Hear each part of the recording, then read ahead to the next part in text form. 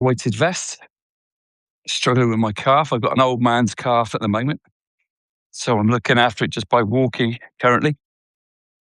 But how can I make it more challenging? I bought myself a 10 kg weighted vest, and so I'm shopping the Getty to get up. Morning, morning, morning, morning. Ah, I've just been messaging with somebody in Australia. He's S&C coach with Victoria. What part of Australia are you in? We've been getting your weather lately. Been unbelievable. Roasting hot yesterday on the beach, and then today another beach day, which is going to be great.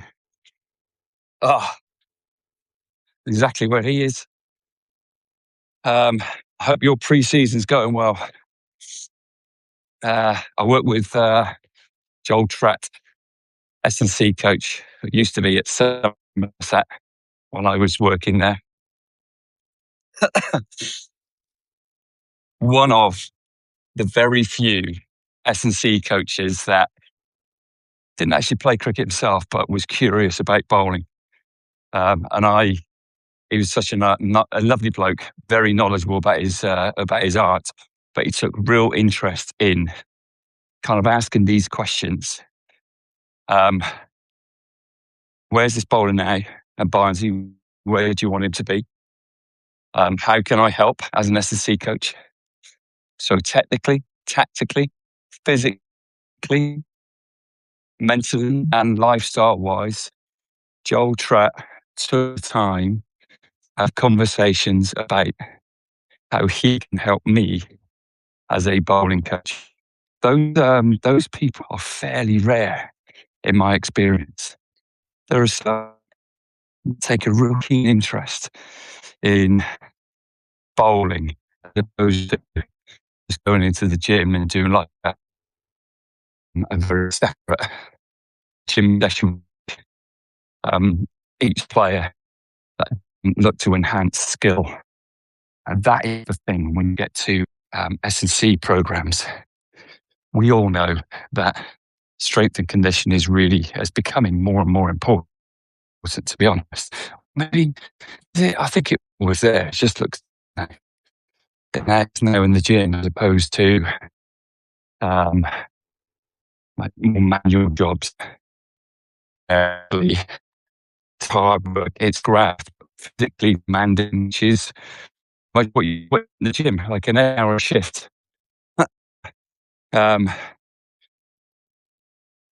Working with car tires, for instance, and there's a very well known, he's no longer with us, fortunately, Tom Cartwright.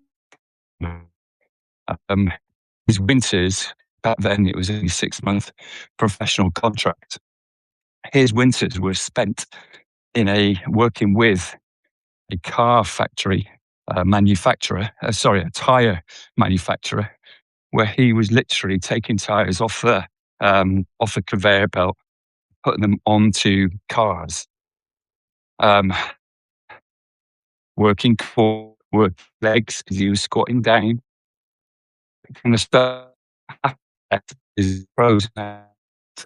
I think it's probably right. I'll go into the gym for an hour does not replicate doing it.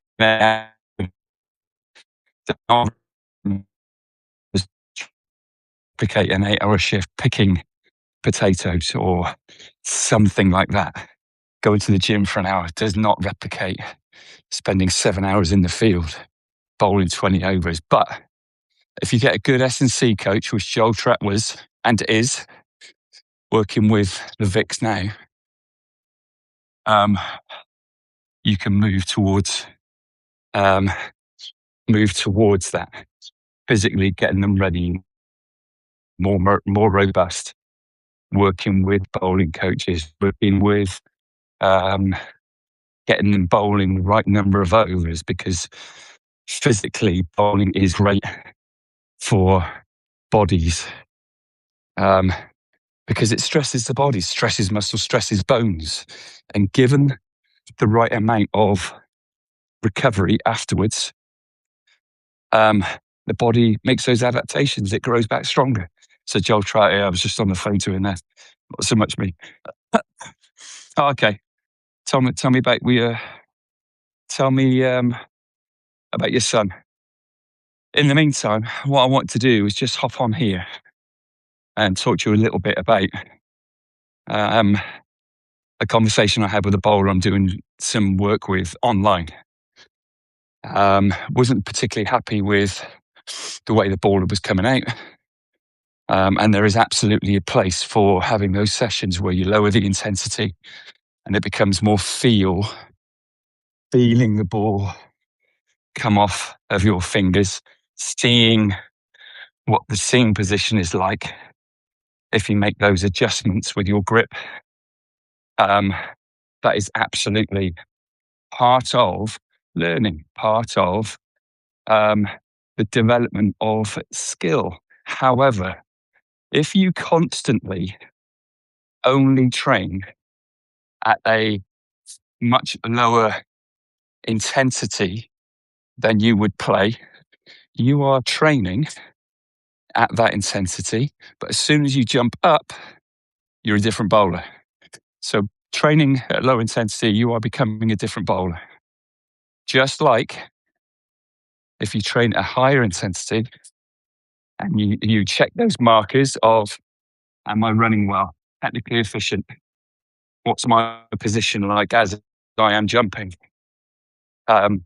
Where's my load up start? So if you start looking at videos and just checking, not getting into a hell of a lot of detail, I'm on a bit of a mission at the moment to simplify everything that a bowler, regardless of their age, simplify everything that they absorb, because detail can confuse what's really important. But if you train at your match intensity, and almost if you've got a 5-6 over spell at training, can you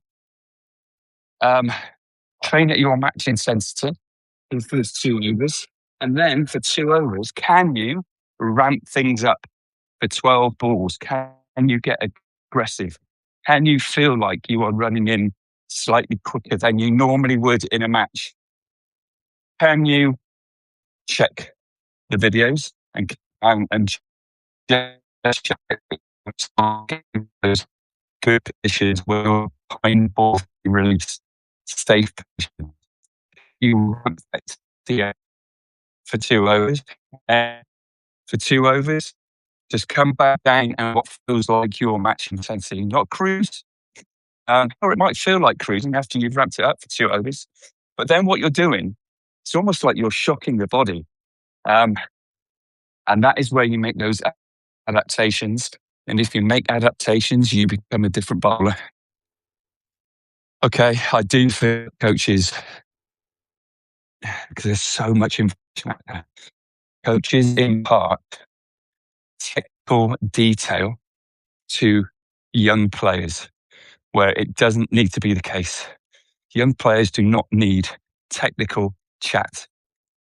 And I don't know what's caused it. I sometimes feel that maybe, I don't know, it was true of me actually for a while. Coaches are looking to impress people with their knowledge.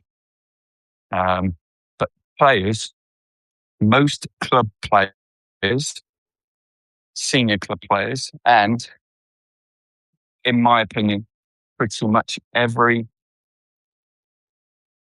young man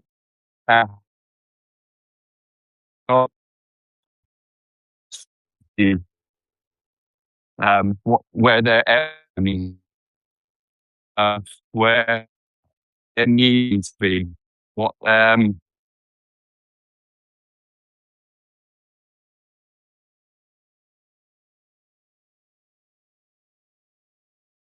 coaches need to find a language that simplifies things for players. What is the language that you need to use to get the exact message across? The noise, the detail, the technique that coaches need to understand but impart it by using a language that's very simple. Yeah, I've seen coaching sessions where the whole session, a bowler bowls a ball, a coach says something after every ball. Sometimes going all over the place, and comes from a good coach is looking to help that player, and that's why we coach, right? But my challenge to myself, and this is what I've learned, is okay. I'm seeing this, and this is why I'm seeing it. How can I put this across in such a way that it's so simple? It is ridiculous. Back foot contact position.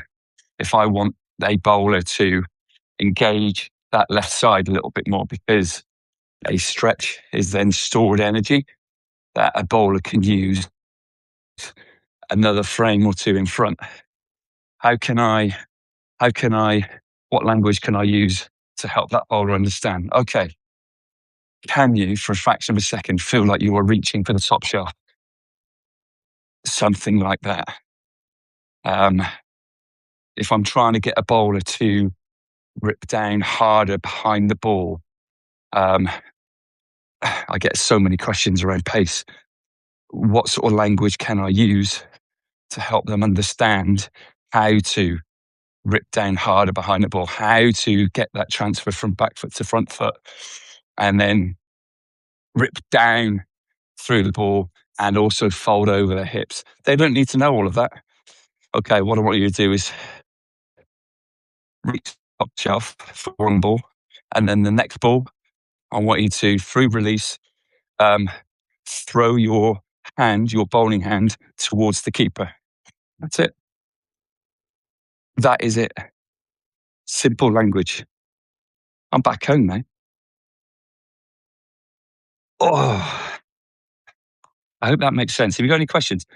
Okay, stream's breaking up badly. Apologies.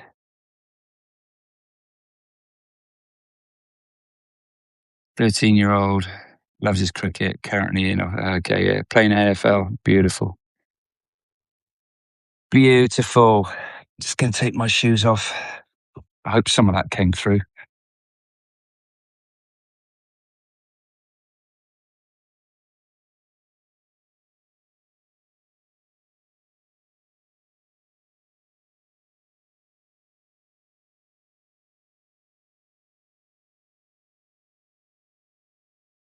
Yeah, mate. I hope I'm back online.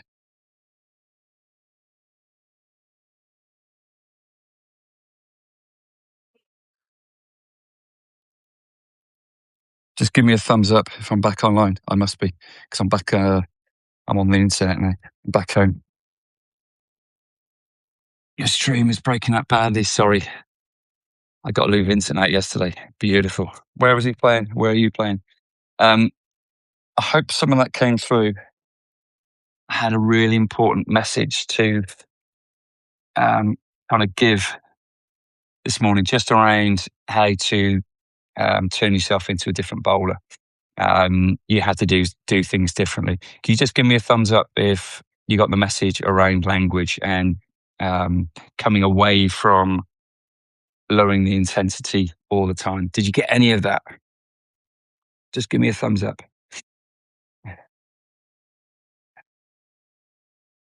If you're still here.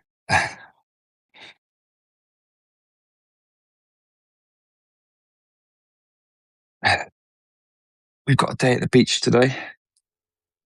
Give me a thumbs up if you're still here and you got any of what I was saying.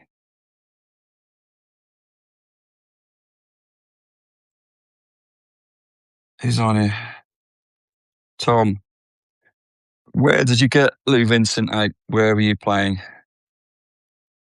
Tell me before I need to get going.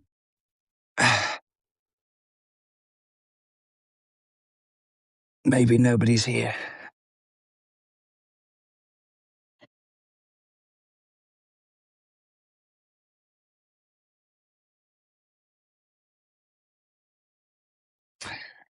If you're still here, it says it's still live and I'm on the internet. If it broke up, but by the sounds it did, I'm living in Devon now. So if you didn't get any of what I was saying, make sure you watch the video. There's some I think there's quite interesting stuff in there. But this was answering the whole question around. I got a message through saying, "At what intensity should I train?" And so my view is you should train. Depends what the session is. Is it a kind of a repair session? Because sometimes you have to come in off a shorter length runner. Is it a repair session? Is it a technical session? You're just looking to make some tweaks, whatever tweaks they are. Or if it's a competitive session, the way you turn yourself into a different bowler is you slide up and down your pace scales, your intensity scales. So just to say again, if you've got a 6-over spell at training, then what you could do is 2 overs. You do all your prep beforehand, so no warm-up balls against batters. You could do your physical and bowling prep before you bowl your first ball, and you get straight into it. You bowl 2 overs as though you are starting your spell in a game.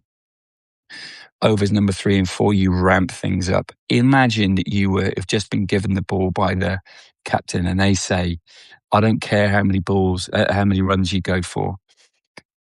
The role you now have is make something happen. Be aggressive to the batter. Ramp things up. Can you feel like you were running in slightly quicker than you normally would do in a game? Can you feel like you are bowling with overspeed, running in slightly quicker? Feel like you're making a transfer from back foot to front foot quicker than you normally would. Ramp it up. Care less about the outcome. But what you're doing, you're taking your body into a higher intensity than you would normally train. That's how you turn yourself into a different bowler. And then overs 5 and 6, come back down what feels like your normal match intensity. It might feel like cruising, to be honest, especially if you've managed to ramp things up for 2 overs. But you turn yourself into a different bowler by training differently. Vice versa. The reason I said this, the message was, the information I got was this particular bowler was always training at a lower intensity than he would be in a game. And the same is true. Like if you train at a low intensity, that is who you are becoming. Okay. So I think the skill of bowling is all based around the 4 principles: pace, bounce, accuracy, lateral movement. Okay. Can you move towards filling any gaps that you might have in any of those 4 principles? And if you can do it with pace, then great. The way you get pace with a great seam position and eventually with control and bounce, the way you get that is to take yourself into those places where you might not have as much control as you want to, but you take yourself there, and that is where you make those adaptations as long as you have an opportunity to recover afterwards. All right. So apologies for the stream breaking up. Living in Devon, the reception isn't always great, but hopefully enough of that came through. Have a great day. And as always, thank you for hopping on. I never take this stuff for granted. We're off to the beach. Catch you later.